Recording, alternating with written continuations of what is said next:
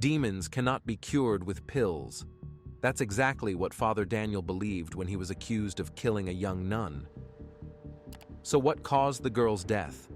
Mental illness or possession by evil spirits? This is a completely wild story that goes beyond the bounds of reality. And before we get started, be kind enough to support my channel. Subscribe to the channel, like the video, and stay active. It will help a lot. I will be very grateful to you for that. Let's get started. At the top of a steep hill stood the Holy Trinity Monastery. It seemed to loom over the residents of Tanaku. Tanaku is a small, isolated village, one of the poorest regions in Romania, where water was drawn from wells.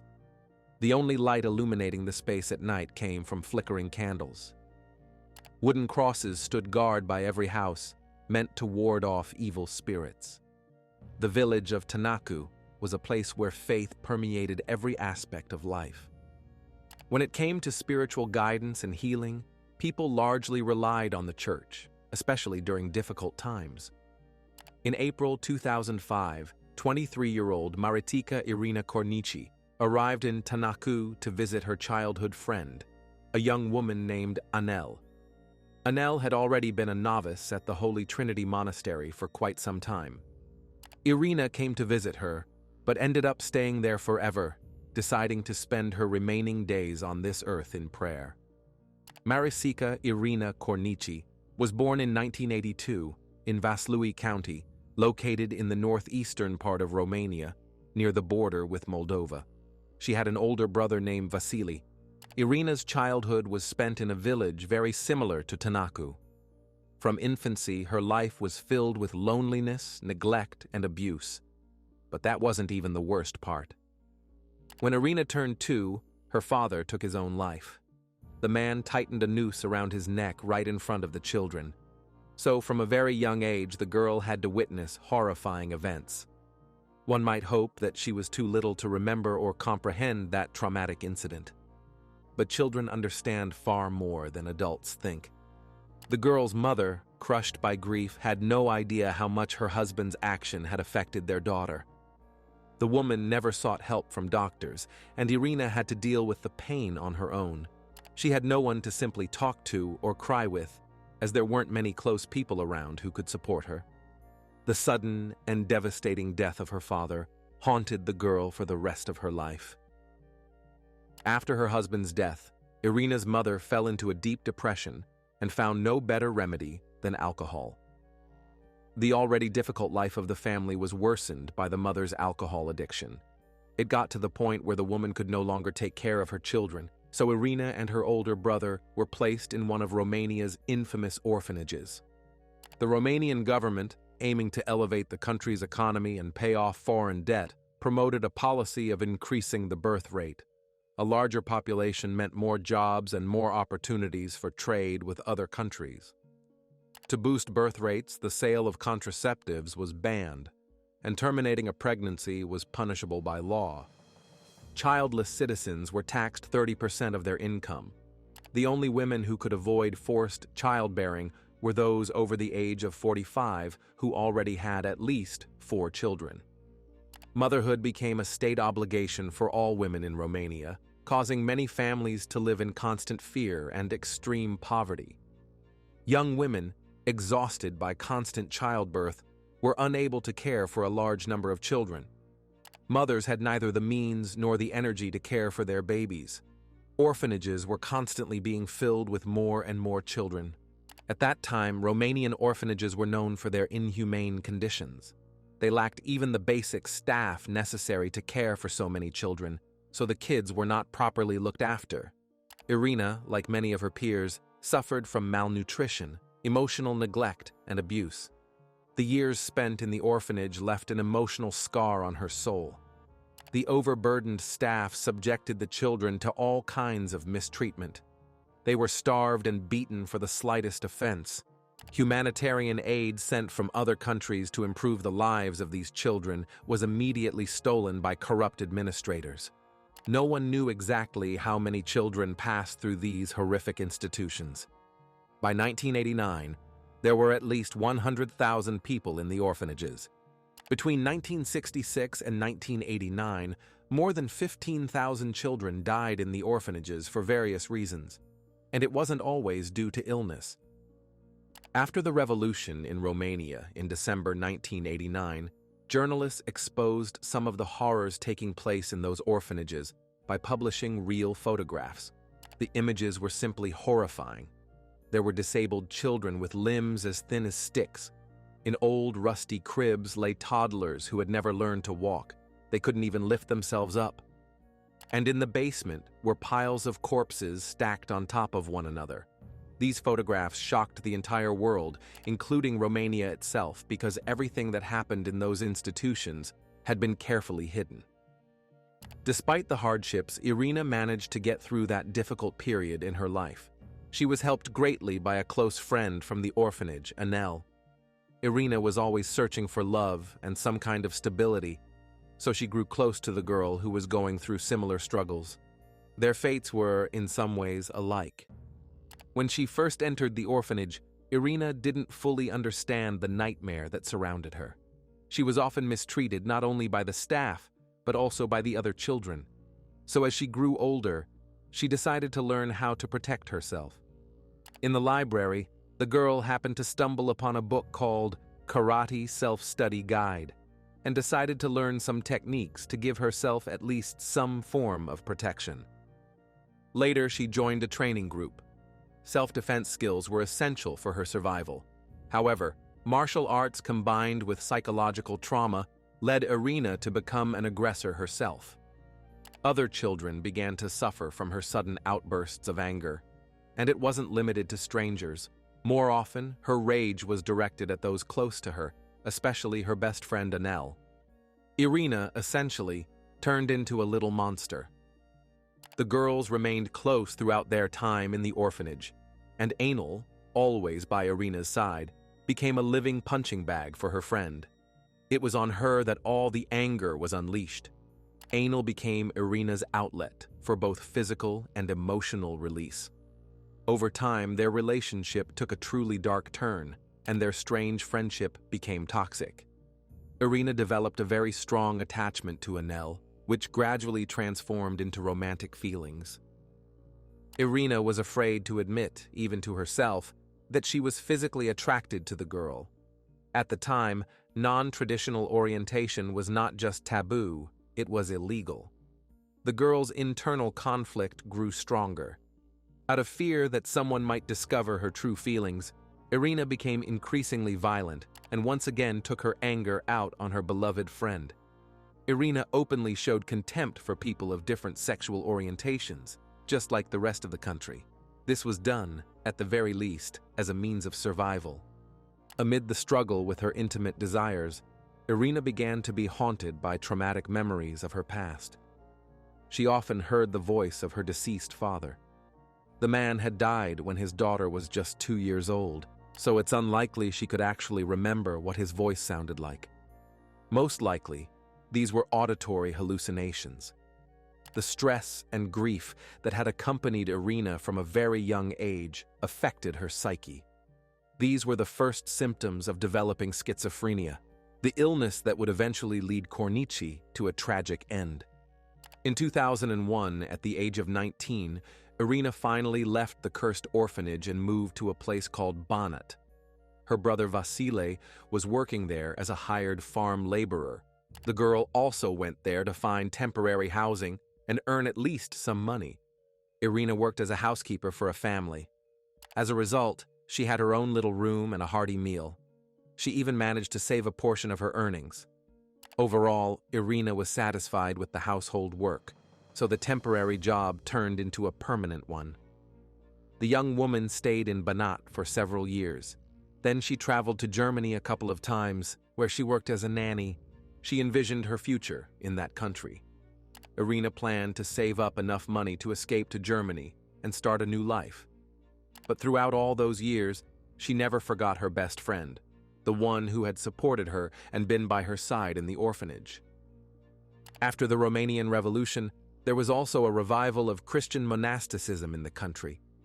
Believers were no longer persecuted, so many people returned to their ancestral traditions.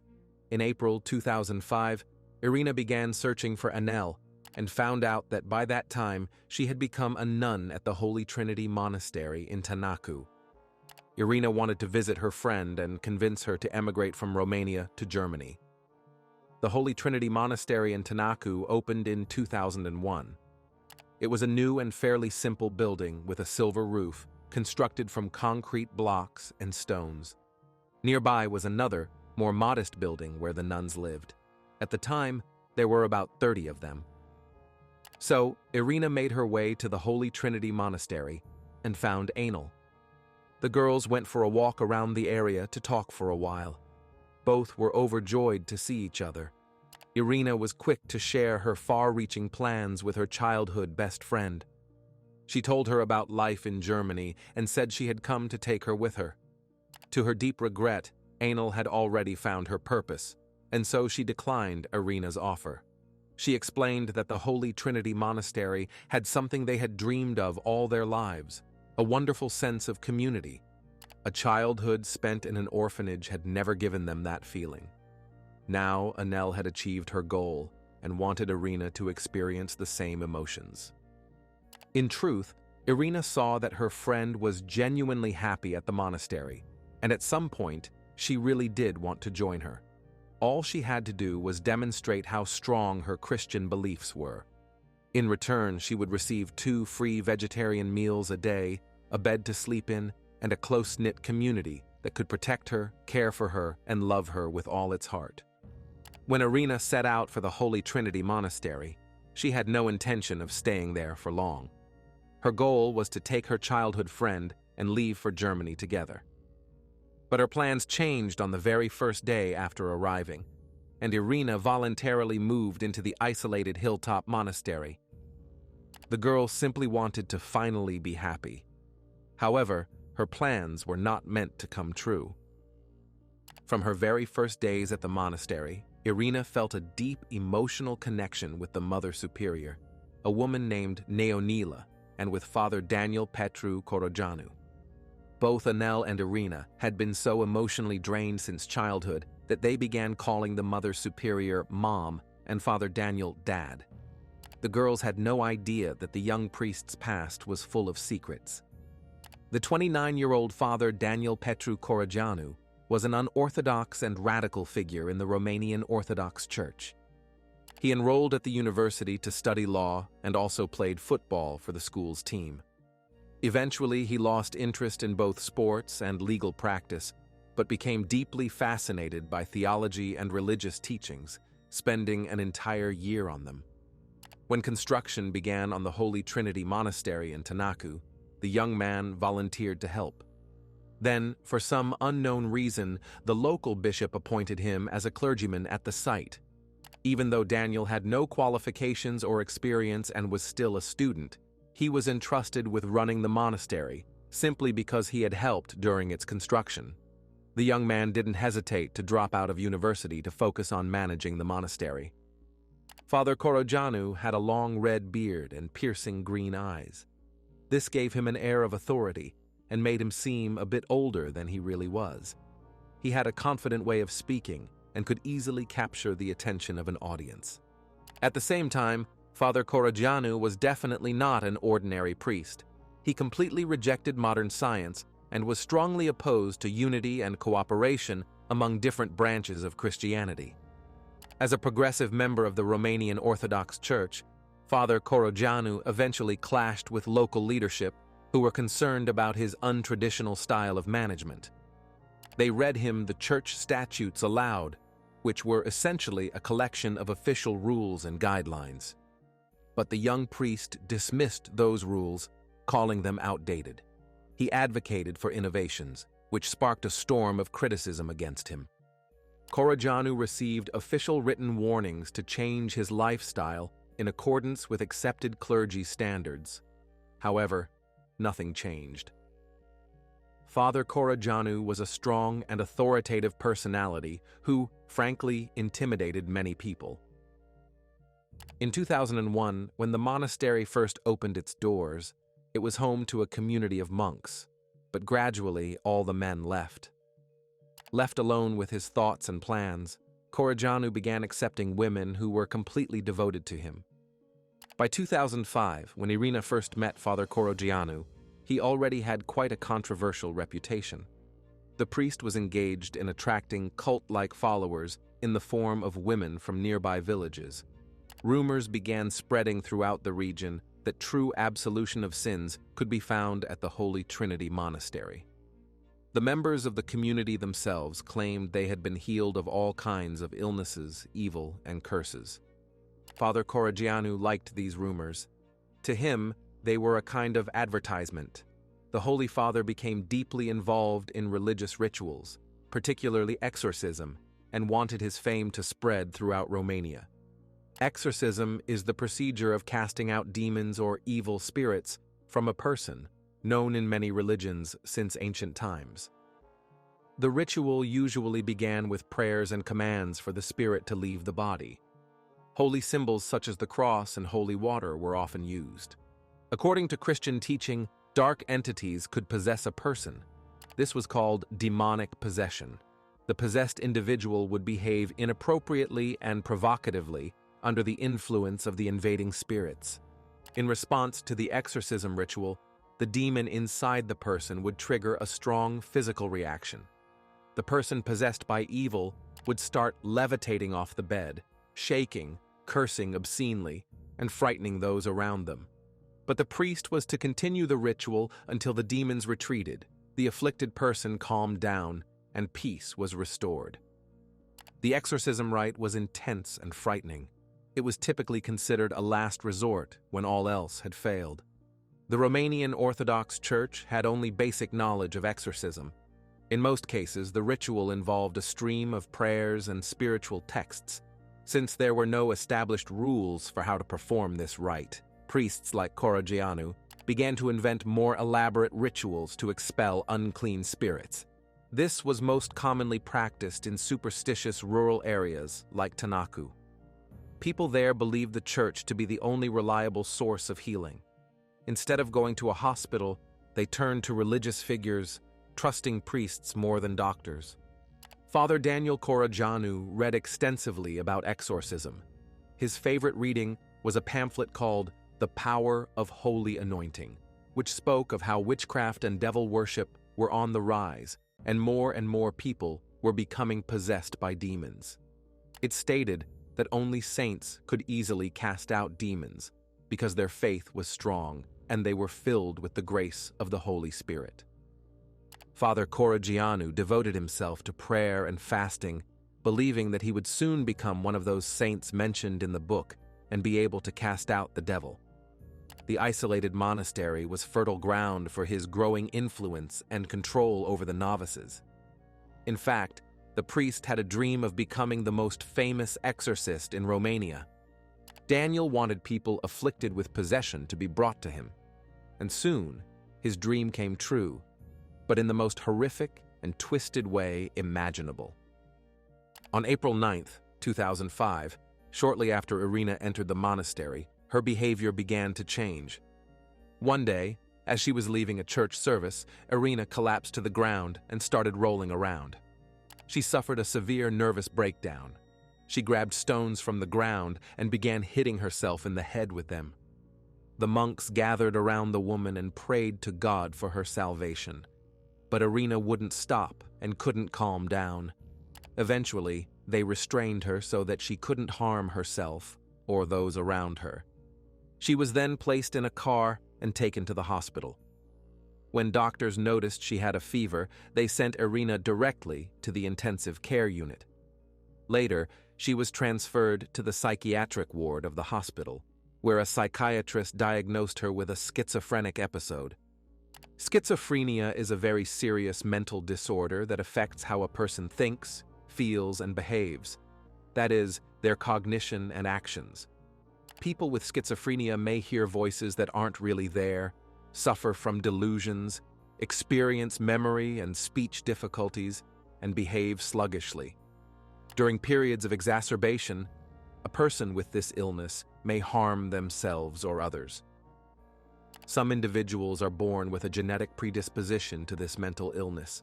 They may appear completely normal, but after undergoing severe stress, symptoms can begin to manifest.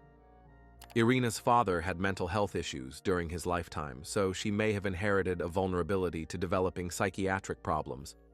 Irina's traumatic experiences, including her father's suicide, her mother's alcoholism, and the physical and emotional abuse in the orphanage, combined with her genetics, triggered the development of a mental illness such as schizophrenia. After 2 weeks in the hospital, Irina's condition improved. She continued to behave oddly, but was less aggressive toward others. After a short course of treatment, she was released into the care of the monastery. She was never given a proper psychiatric evaluation to confirm a final diagnosis.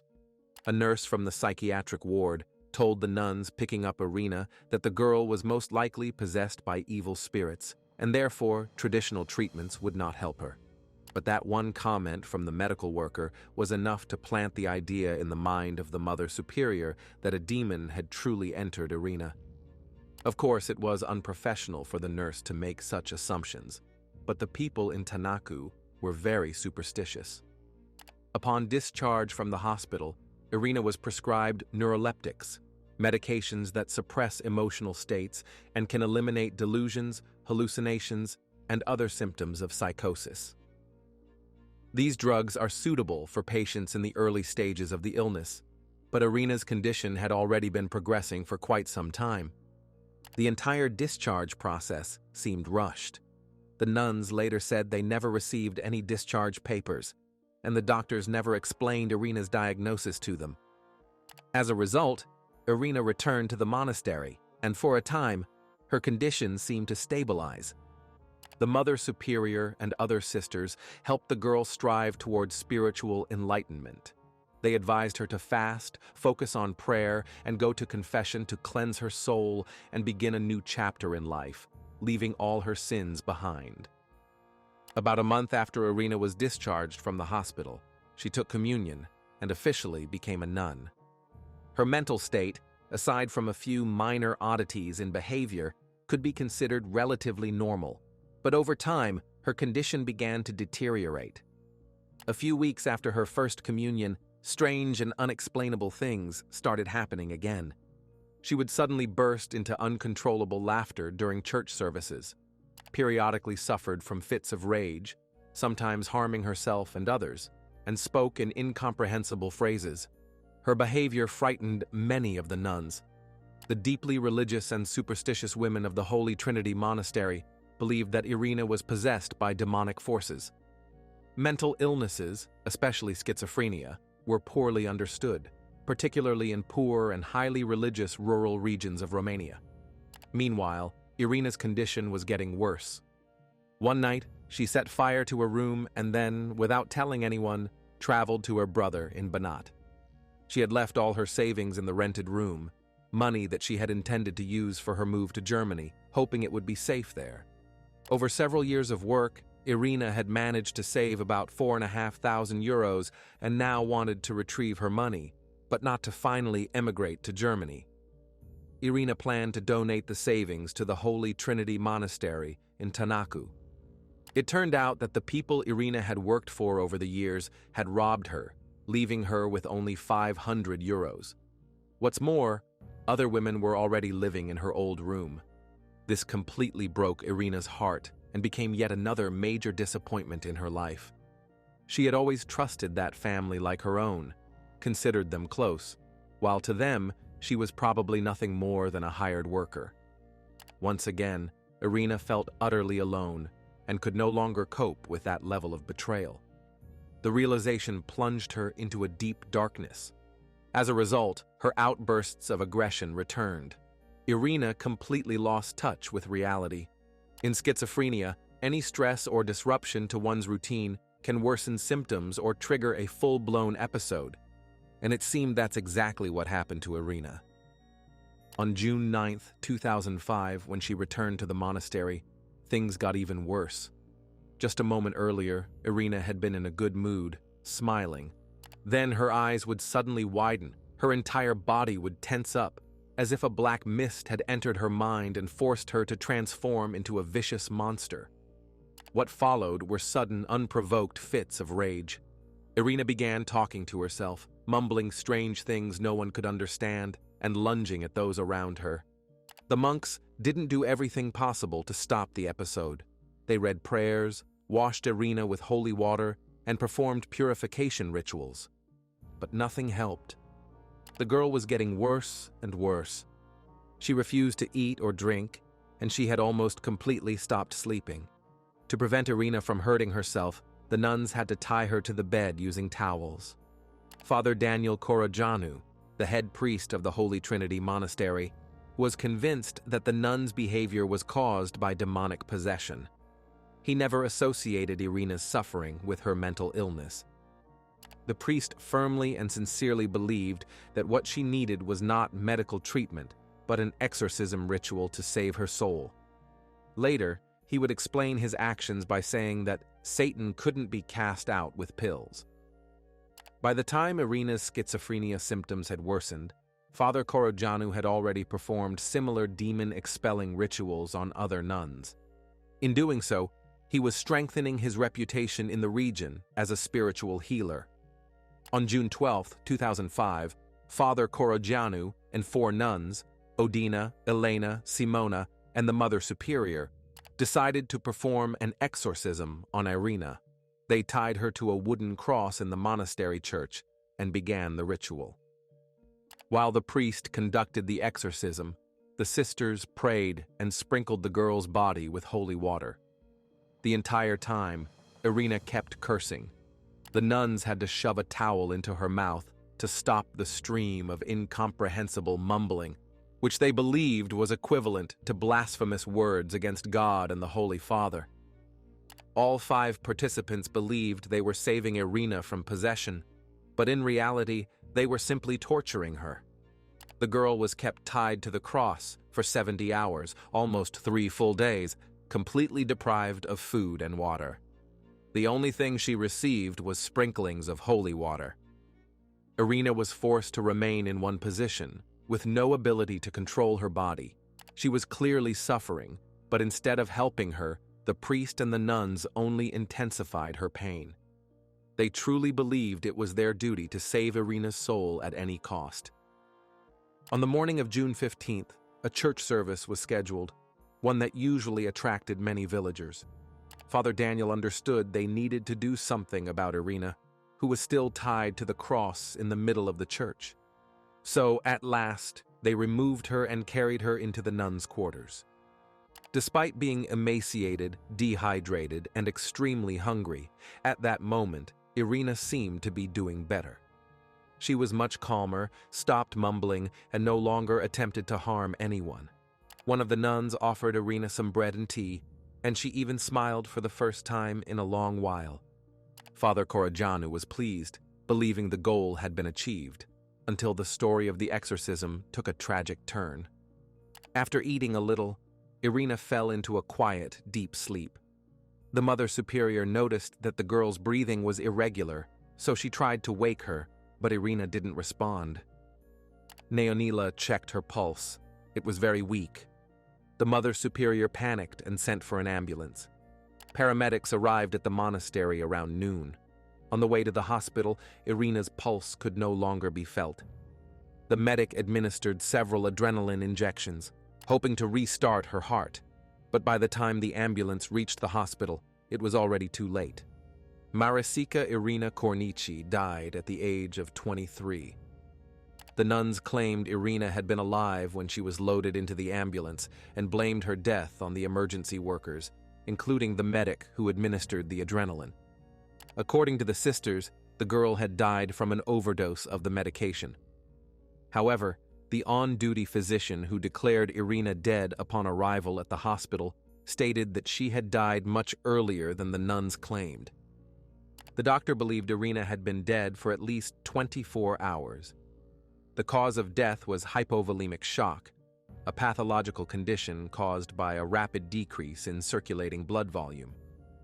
Shock can occur as a result of severe bleeding or excessive sweating. In Irina's case, it happened because she hadn't eaten or drunk anything for several days, and her body had been forced to remain in an uncomfortable position in which blood could not circulate properly. At the hospital, doctors noticed rope marks on the girl's wrists and ankles. It became clear that Corichi's death was not accidental. The story took on an entirely new dimension. The already suspicious fatal outcome forced the medical staff to contact the police. In fact, the doctor who declared the patient dead was the first to accuse the priest and the nuns of causing the girl's death. The very next day, on June 16th, news of what had happened in Tanaku spread throughout the country, and the people of Romania were in complete shock. During Nicolae Ceausescu's rule, hundreds of monasteries had been shut down. After his fall from power, people rushed to return to religion and began rebuilding new monasteries. It all happened very quickly. The church did its best to properly select and train new priests. But as a result, many monasteries and churches ended up in the hands of poorly educated individuals, such as Father Corici.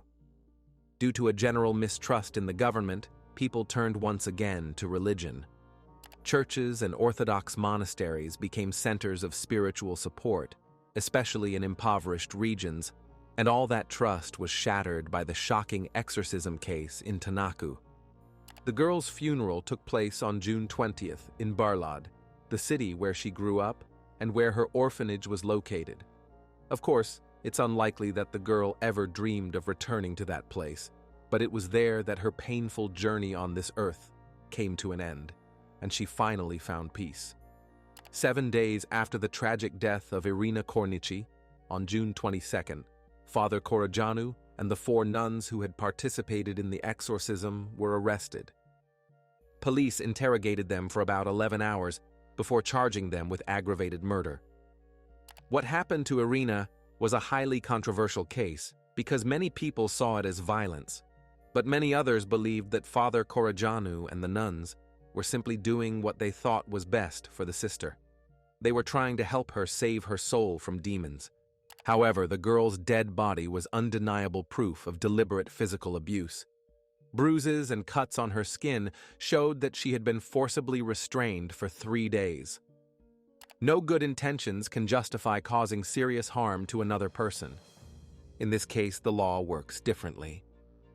In an interview with national television, Father Corici said that only God knew why he took Irina, and then added that God wanted him to become a priest and cast out evil spirits from people possessed by demons. In other words, he placed the blame on the Creator. Father Corici truly believed that the exorcism ritual, after which the girl died, was part of a divine plan. As a result, the priest showed absolutely no remorse for what he had done. Members of the Romanian Orthodox Church understood the seriousness of the situation. After the case, Father Corici was defrocked. The church strongly condemned his exorcism ritual and shut down the Holy Trinity Monastery. The media went into a frenzy over the entire situation. Very soon, it was revealed that Daniel Corici had actually been ordained before completing his religious education at the university. The public was shocked, and this forced the church to implement even stricter rules for those seeking priesthood, including mandatory psychological evaluations for future clergy. Church leadership admitted that it had been too careless in appointing priests, and that this directly contributed to the tragedy in Tanaku. Still, Corici's followers saw things differently. Many people, especially in Tanaku, believed that Irina truly was possessed by evil spirits, and that Father Corici had saved her from that evil, even if he wasn't able to save her life. In some ways, Irina's death deepened people's devotion to religion. They blamed the doctors for her death and believed it was all part of a larger conspiracy against the church. The trial of Father Corici and the nuns became a sensation in Romanian media. The courtroom was packed with Corici's supporters. They prayed and wept throughout the entire trial. When the verdict was read, they broke down in hysterics. On February 19, 2007, Daniel Corici was sentenced to 14 years in prison. Mother Superior Neonila received an 8-year sentence, while the 3 other nuns, Odina, Elena, and Simona, who had not led the ritual but had participated in it, were each sentenced to 5 years. However, Corijanu's time behind bars was shortened. In 2011, just 7 years later, he was released early. One of his followers gave the former priest a cottage in a scenic location. Despite being defrocked by the Romanian Orthodox Church, Corigianu continued to live with the support of a small group of devoted followers, enjoying the remnants of the power the Church had once given him. The tragic death of Maricica Irina Corichi highlighted the danger of combining extreme religious practices with a poor understanding of mental illness.